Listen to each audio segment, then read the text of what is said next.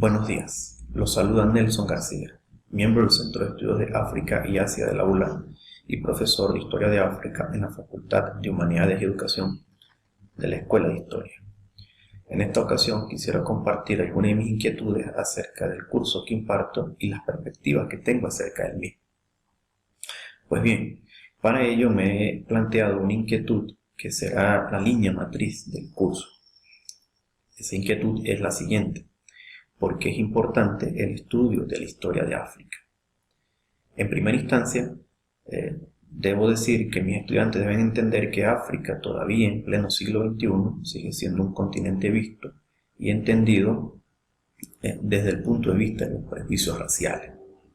donde se tiene la impresión, cuando se indaga en aquellas personas, en los estudiantes, de que África es solamente un continente habitado por tribus y fieras salvajes, que África para muchas personas es safari, es excursión y es viaje, pero solamente a ver las grandes fieras. Entonces, ¿qué es lo que busco yo en mi curso? En primera instancia, desmitificar la percepción que de África se tiene como un continente habitado solo por fieras, tribus salvajes que parecieran estar en permanente y en constante conflicto, conflictos que nunca parecieran tener fin. Para ello es necesario revisar de forma paciente, desde el punto de vista del conocimiento forjado, cuáles han sido los enfoques que han dado al traste para tratar de derribar esos prejuicios raciales y entender por qué África ha sido vista de esa manera y por qué es necesaria una nueva percepción del continente africano, no sobre la variable racial, sino tratarlo de entender en sus justas dimensiones.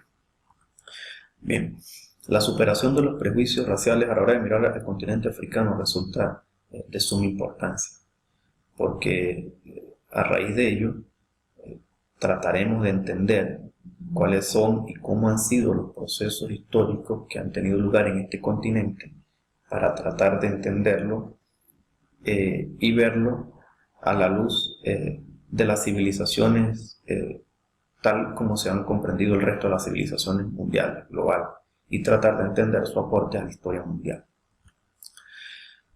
¿Por qué es importante para un historiador venezolano conocer la historia de África? ¿Por qué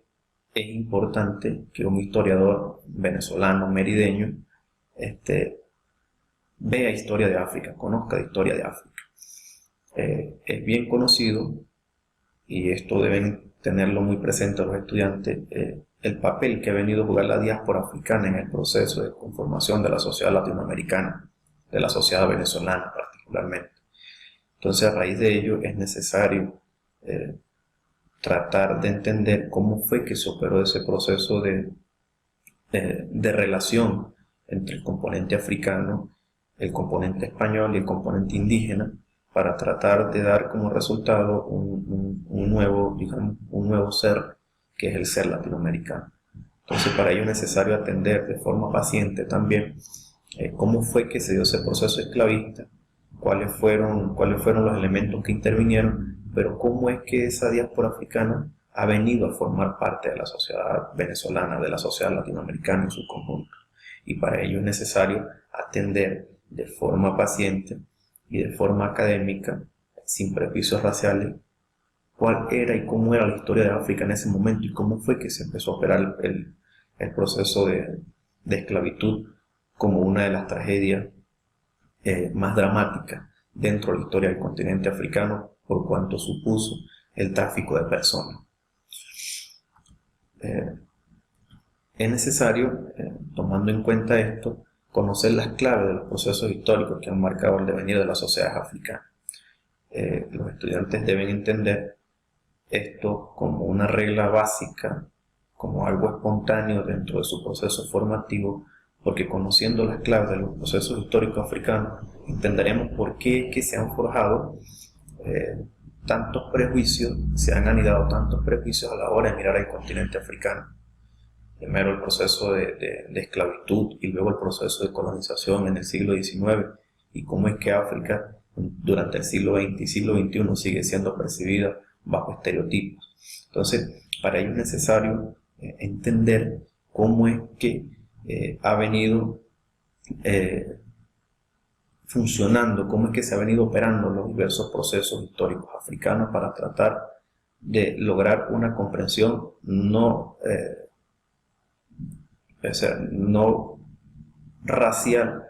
de las dinámicas africanas como tal. Entonces, esto indudablemente nos llevará a una conclusión necesaria, que es entender África y su importancia en la dinámica mundial. En los análisis de economistas